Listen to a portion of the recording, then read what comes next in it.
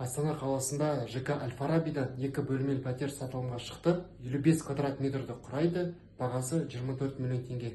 Жүріңіздер бір обзор жасап берейік. Мынау бізде кухня. Кухняға әндер құлады, және кухнядан балкон шығады. Және келесі бізде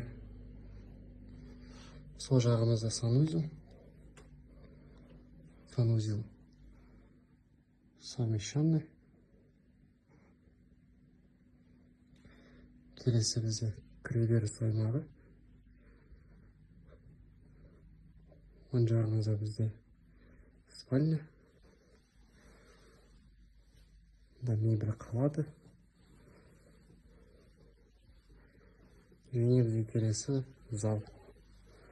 Зал кеңдеу. Пәтер ипотекаға өтеді. Бүкіл сұрақтар бойынша төмендегі нөмірге хабарласыңыздар.